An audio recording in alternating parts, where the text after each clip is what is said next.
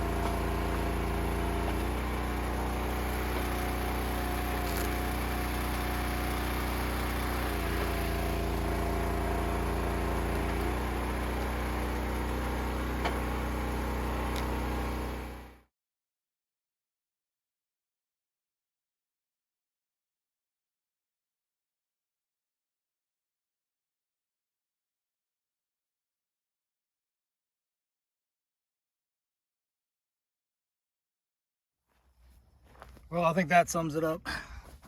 That'll go to boiler wood. I might be able to get that little piece off. Oh, it came off. So that can go to the barbecue, guys. But forget that piece. And yeah, that was a lot of work.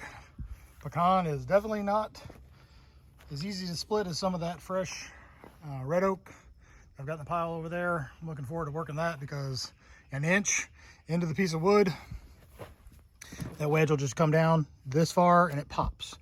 This, you saw it, it's just stringy and it's stuck together and not wanting to let go, and you have to run it all the way through. So we got a little bit, but not enough to fill up that tote. We're gonna go ahead and roll over some pieces. I gotta buck up a few more, but yeah, that pecan was a pain. So I'm gonna do the rest off camera because I gotta get this done. I gotta get on to the next stuff. This is not as fun, but it smells good. Pecan is pretty cool for barbecue. It is basically what I've been told is it's just the trashiest tree you can think of. The limbs fall off every time there's a breeze. They drop and flake bark all the time. When you split them, they're messy. They cause a ton of chaff. Burning them in the fireplace, they have a lot of ash, but they have a great flavor and a great smell. So they are very popular with some of my barbecue guys. Post oak and pecan are my two most popular barbecue woods, and that's probably because I don't have any hickory. I do have some cherry. Last year I couldn't keep cherry. This year I've got a couple baskets and not a lot of interest, which is okay. We'll burn it if we have to, but I'm sure it'll sell. But yeah, there's the pecan. There's a sweaty me, and I'm gonna get started on the rest of this. Go get the saw, cut up some pieces, and try to load it up. But that's all I got for today. If you haven't liked and subscribed, please do so. Allows me to grow the channel. I'm trying to be a little more consistent, trying to beat the algorithm. So if you're bored, turn the video on, hit play all, play the playlist, just chill, ASMR, just kind of relaxing like I do out here. That was anything but relaxing, but a good workout. So thanks a lot, y'all. Bye.